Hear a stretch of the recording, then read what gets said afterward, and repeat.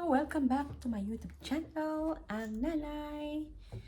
For today naman ay i-share ko sa inyo kung ano ang aking mga nailagay sa aking online store. At napakaswerte ko kasi nga murang-mura ko nabili ang itong mga products na aking ipapakita sa inyo. At una ay ang Levi's ng panlalaki. Ayan, original siya. At napakaganda pa siya. Tingnan nyo. Parang, yung iba may mga parang, yung, paint ba to, ano? Pero yan, I tried, natatanggal siya. Yung iba nalabahan ko na. Pero, inalaban ko na to, pero, I will try to kuskusin ba ng mild lang kung matanggal para naman maganda ang price na mailagay sa aking listing store. Marami akong nakuha at ito ay nabili ko lang ng original Levi's $5 bawat isa. So, mayroon akong 1, 2, 3, 4, 5, 6, 6 ang aking nabiling Levi's na pants, panlalaki. At actually, meron pa akong dalawa doon na ilalagay sa listing. At napakamura. At swerte ako ngayon kasi nga mahal ang Levi's, diba? Pero hindi ko naman ilalagay na masyadong mahal sa aking online store para naman may bibili kasi nga syempre pag sila magbabayad ng shipping, charge sila. So hindi yung competitive ang aking price doon, between the high and nasa middle ako. Hindi naman masyadong mababa kasi magbabayad ako ng mga ads at tax, shipping label, ako ang nagpapayad niyan. So, ayan. And then, nakabili din ako ng mamahaling original na painting. Ay, nakaano pala. Tinakipan ko kasi ayoko ma-damage. Actually, naka-frame ito. Tinanggal ko kasi nga basag yung nabili ko na itong isa. Basag yung salamin. So, tingnan nyo yan, original iyan. Tingnan nyo, ang ganda-ganda. Mamahalin pala ito. Nung in-scan ko sa eBay or sa other format ng online store. Mamahalin pala yan. Nabili ko lang ng mura yan. So, naka-listing na ito. At, baka i-frame ko siya na magandang frame. Kasi, yung ready to frame na nabasag lang. Pero, tignan nyo ba naman ang ganda-ganda. Ayan, original yan anong pangalan nito? Si Leroy Newman. Ayan. More than $100. Mura lang nabili ko nito. Ayan. And then, so lalagyan ko ng cover kasi ayokong madamage yung painting. At ito pa yung kasama niya. Ay. Ayan. Ayan. Naka-frame siya. Naprotektahan. Ito ay original ito. At pinag-iingat-ingatan ko kasi nga mahal pala itong mga graphics na to, si Leroy Neiman. Mahal pala. So, ito ay more than $200. Grabe mahal. So, yan. Nabili ko lang na napakamura. At salamat sa aking pinagbilhan. Malapit lang. It's only like 17 minutes to drive. At binigyan na ako ng items ko na affordable at aking pagkakakitaan Kasi nga kailangan kong kumita dahil nga hindi nga ako nagtatrabaho ngayon, ay nag-aalaga ko ng aking anak. At alam niyo ba, binigyan pa ako ng mga libro. Ayan, mostly chess. Ayan. Binibigay ko sa asawa ko, sa anak ko. Hindi naman sila naglalaro ng chess. So, inilagay ko sa aking online store at inilagay ko doon ng affordable lang. Syempre, i-add ko yung yung shipping label, mahalang shipping label, yung taxes. So, less than $20 naman ang mga to. Yeah, so hindi man ang mamahal nilagay ko. Basta na lang makatubo ako ng $5, masaya na ako. Pero itong mga painting na to, kung nabenta kong isa nito, malaki ang kita ko at makabawi ako sa aking mga ibang loss na mga item na nabili ko sa marketplace na hindi ko alam na hindi pala worth it. Tulad may nabili akong bag na akala ko mabebenta ko yun dito, hindi pala, yun ay mga plastic na bag lang yun. Kaya ako ay nag-iingat na nagpipick up, bumibili para ilagay sa aking online store dahil masasayang syempre before mo ilagay sa store mo, make sure na yung items na yun is worth it para maging masaya ang bibili noon. So, na-loss 2 weeks ago, yeah. Na-loss ako ng $50 yung kalahat. Kasi sabi niya, I think 15 bags yun. Magaganda pa yung pala. Hindi maganda na itapon ko yung 5. Hindi ko na naisauli sa kanya dahil nga malayo yung bahay niya malayo. Ang mali ko naman, hindi ko na chinek yun, all of it. Tingnan ko lang yung iba, pinag-usapan namin yung iba na sabi ko, akala ko hindi pala, tinapon ko yung 5 bag na yun. At yung iba, hindi ko maibenta yun dito kasi for sure, hindi walang bibiling mga ganun. So, I learned my lesson na pag bibili ako, mas maganda na lang yung mga used. Kasi bago mga yun pero hindi worth it talaga. Pwede lang itapon ko na parang naitapon ko na yung $50. So, nalos ako ng $50, gasolina pa pumunta doon. But you know, I learned my lesson. Bago lang naman akong reseller at reseller dito. So, well anyway, I'm lucky naman kasi yung na-loss ko ay naibalik naman more than 100 times pag nabenta ko kahit isa nito. So, hindi naman na-expire mga to, nandun lang naman sa aking online store. At coffee muna tayo. Kahatid ko sa anak ko, hindi pa ako nag-breakfast. Pinag-breakfast ko yung anak ko, inihat ko na sa school. And then, I will start my work at home, but before, syempre gusto ko muna i-share sa inyo ano yung aking mga nailagay sa aking online store. At meron pa akong i-share sa inyo. First time ko nagbenta ng sapatos at nabili naman 2 weeks ago. Ngayon, naka-receive ako na return daw yon. Okay, I'll accept return naman. Pero ang rason nun is it's not bad. Hindi daw kakasya sa kanya. So, i-return ko yung $30 niya. Nag-offer naman ako ng 50% discount para hindi na niya i-return. Pero, na-late na yata yung response ko. But it's okay. So, on the way na. But, pero pag dumating iyon,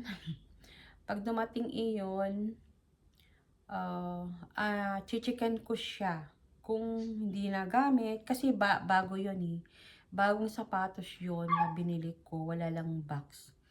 At kapag looks like nagamit niya, sinauli, then i-deduct sa kanya. Depende na yung eBay kung magkano ang deduction, magkano ang babayaran ko, magkano ang babayaran ko sa kanya. Kasi mag-ingat kasi may mga scam sa eBay. Wait lang kasi yung aso ko ay gustong pumasok. Yes, teddy boy. Ano, come on.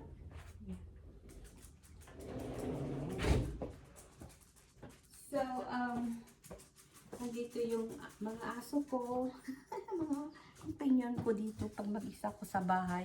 Kaya gusto magtrabaho dito sa bahay kasi time ko walang anytime ako mag-start ng aking work at home at excuse me. Coffee muna tayo.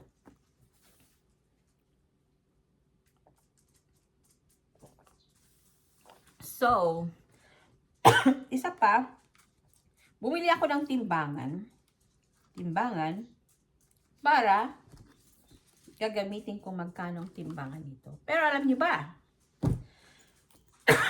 Excuse me. Nagkamali ako.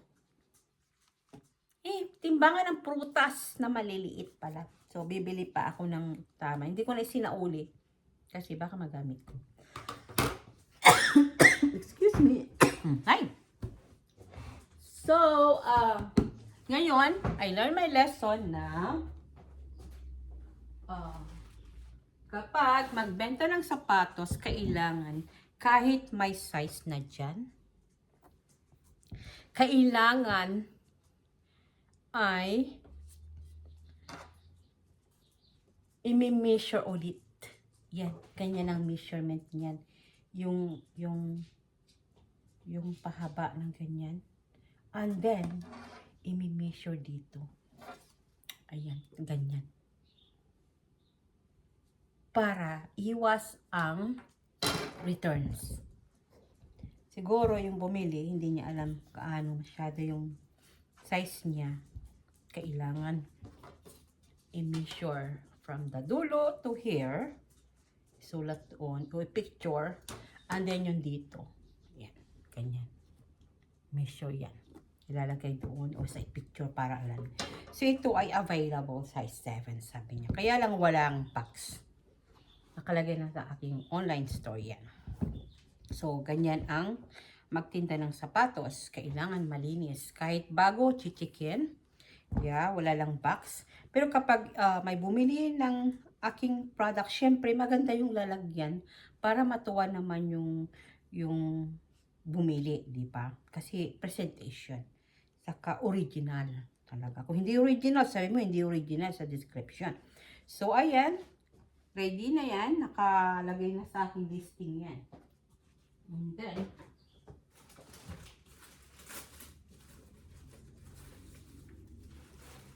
ito, ang ganda ng sapatos na to.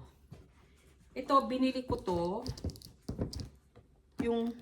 Binili ko to sa marketplace. Hindi nagamit. Yung binilan ko, sabi niya, yung box daw nasira na. Hindi na ginamit kasi nga, gusto ng ibang kulay. So, nabili ko yan. Ayan. Kailangan chicken kung malinis, ganun, kahit bagong binili.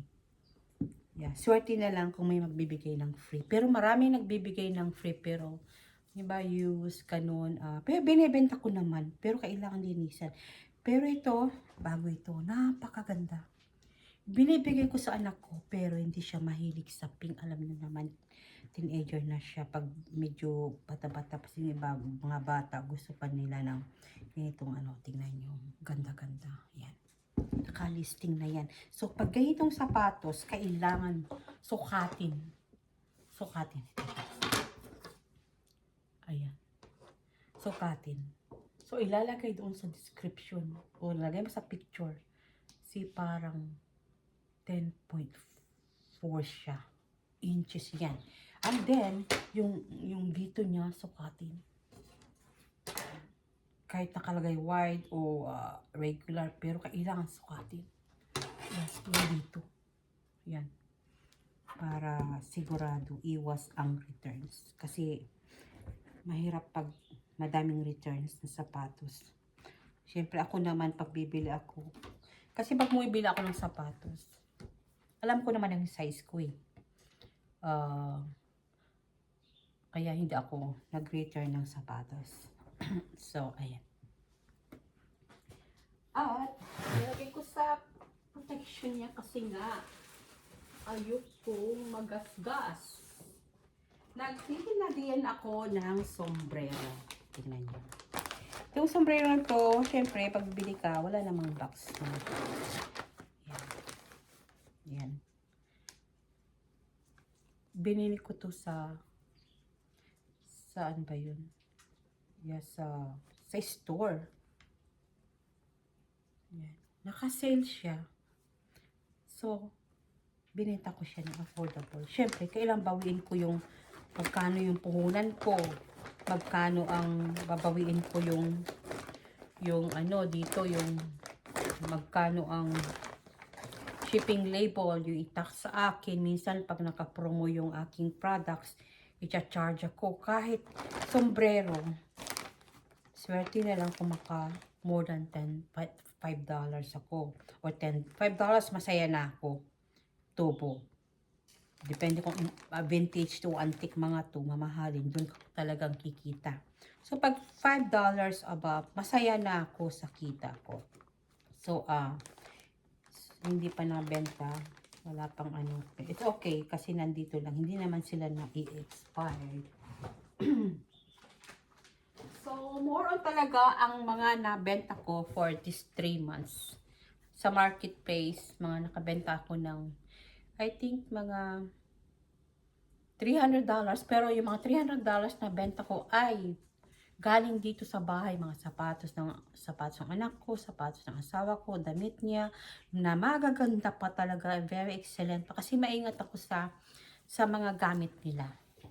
Ako naman, dati, lagi naman ako naka-uniform kaya hindi ako masyadong bumibili ng mga aking mga gamit. Sila lang, kasi binibilang ko sila bumibili. So, iniingat-ingatan ko yung mga gamit nila, sapatos, para maibenta o kung halimbawa i-donate o bigay sa kamag-anak, maayos pa. So, swerte ako talaga dahil ito ang aking napakaswerte. Swerte ko. 2 days ko ito nakuha. So, kahit loss ako sa $50, 3 weeks ago na loss ako ng $50. Ay, para akong pero okay lang talagang ganyan ang business, diba? Tapos yung sapatos na isa sa uli sa akin, kung halimbawa ganun pa rin nung sinend ko yun sa buyer, ganun din ang itsura, it's considered na bago pa. Pero malalaman kung nagamit iyon. At pwede ko na ilagay sa store, sa listing ko, pero hindi ko na pwedeng ilagay ng new. Use na yun. So, chichikin ko kasi may mga nanloloko. Minsan sinusuot nila.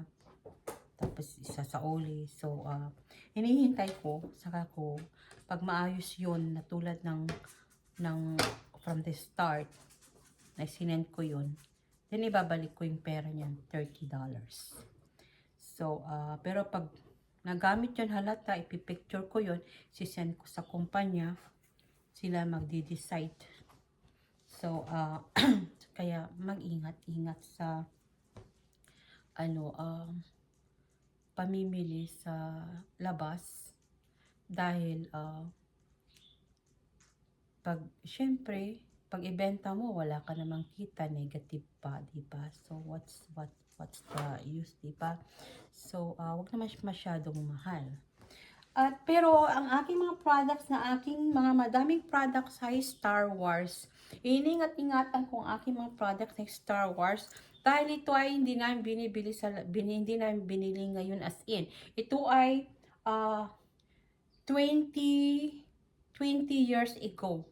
20 years, 10 years ago ang aming mga Star Wars dito, kaya vintage na ang mga ito. Marami ako mga competition, but it's okay. So, hindi ko basta-basta na ibabargain kasi it's really worth it talaga. At alam nyo ba, mayroon pang isang box pala na hindi ko nabuksan, na binigyan ng aking mister na nandun lang sa storage, at ipapakita ko sa inyo. Pero first of all, ayusin ko muna ito para hindi siya magasgas.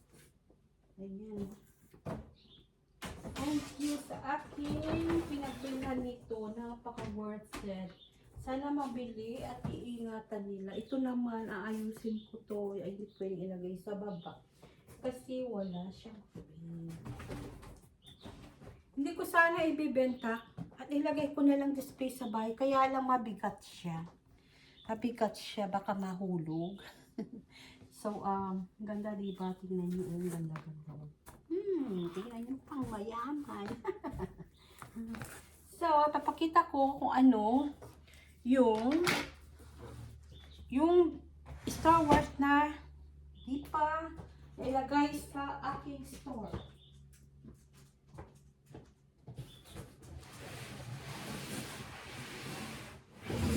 Ang dami nito. Tingnan nyo. Yan. Ko to sandali. Excuse me. Ayan. Ang dami-dami pa. Tingnan nyo ito. Ang dami-dami pa. Sandali, pakita ko sa inyo. Ay, ang dami.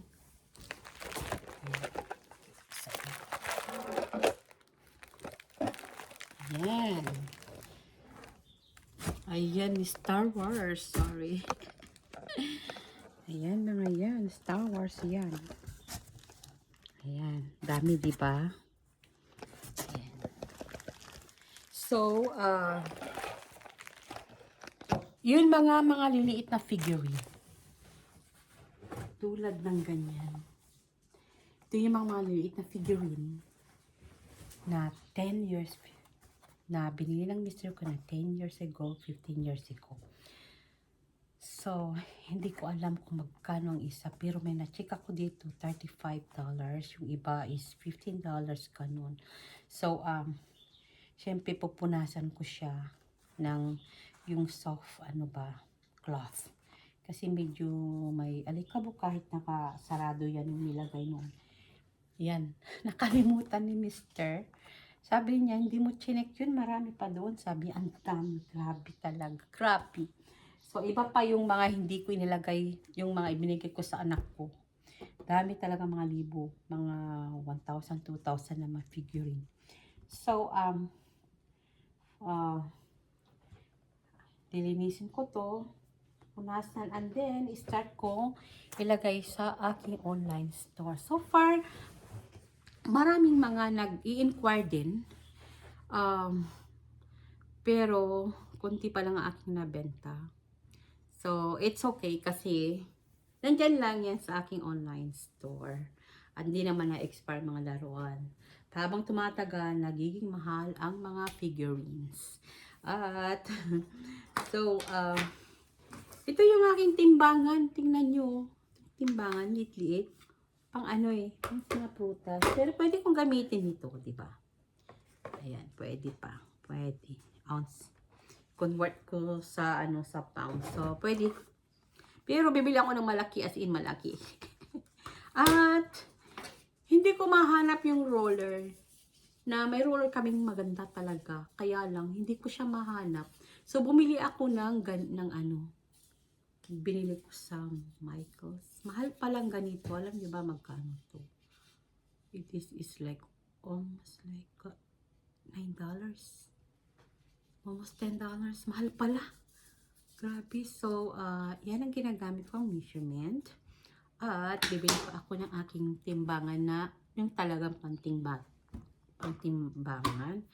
At may mga tape na ako. At pero bibili ako ng tape sa eBay na lang kasi mas mura, sabi nila.